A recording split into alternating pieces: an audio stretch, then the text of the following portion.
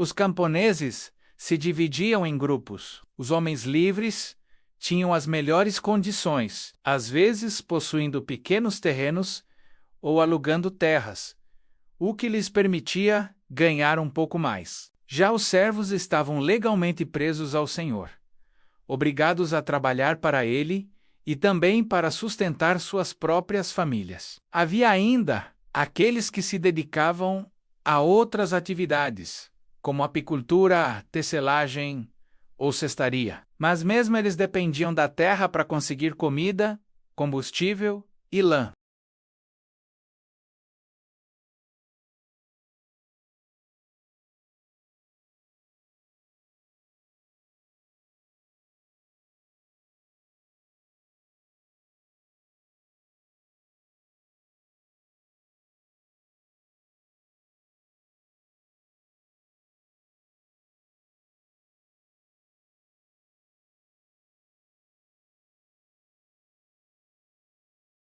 Quando a situação era extrema, castanhas e bolotas eram moídas para substituir a farinha. Nos mosteiros, esse tipo de mingau também era comum, especialmente em dias de jejum, ou para alimentar os doentes e idosos. Um pedaço de pão podia ser mergulhado na mistura para dar um pouco mais de sustância à refeição.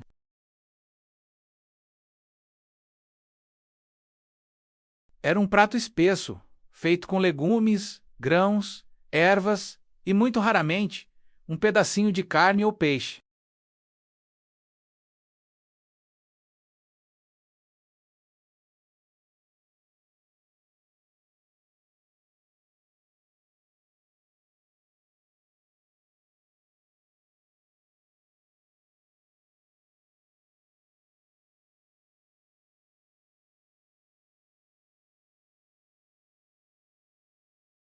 O repolho era especialmente valioso porque podia ser colhido aos poucos, folha por folha. Nabos e suas folhas também eram importantes por serem ricos em nutrientes e resistentes ao frio. Algumas versões de ensopados eram engrossadas com gema de ovo, farinha ou pão ralado. Textos culinários antigos chegam a mencionar receitas de sopas doces, feitas com trigo cozido em leite, mel, especiarias e até maçãs. Quem tinha mais recursos podia decorar esses pratos com uma mistura de açúcar, canela, gengibre e noz moscada.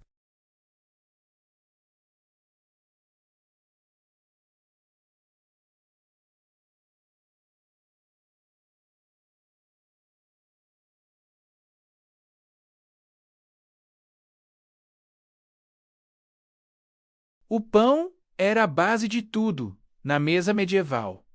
Não importava a classe social. No entanto, o tipo de pão que você comia dizia muito sobre quem você era. O trigo, usado para fazer pães brancos e macios, era caro e desejado pelos mais ricos. Já os camponeses dependiam do centeio, um grão resistente ao frio e a solos pobres. O pão de centeio não crescia tanto e era mais denso e escuro, mas era a única opção para quem não podia se dar ao luxo de escolher.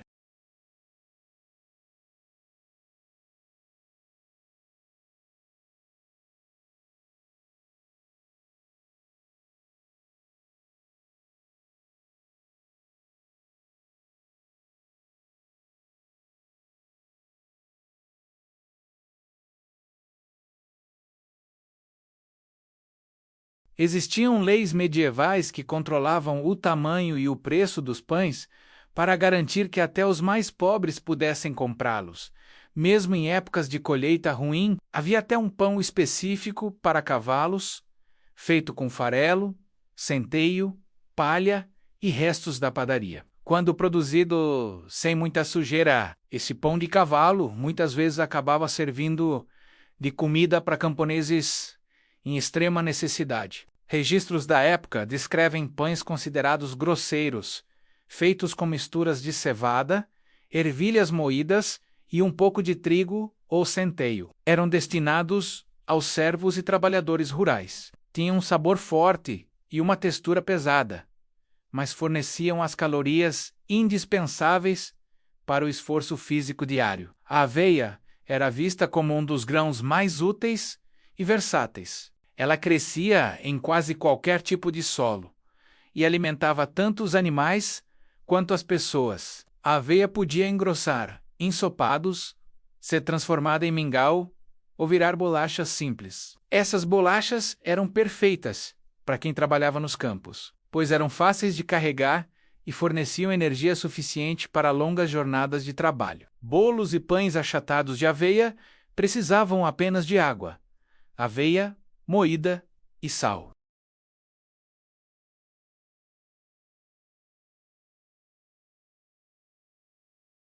Relatos de viajantes da época contam que soldados escoceses carregavam pedras para assar seus próprios pães de aveia, sempre que paravam para descansar.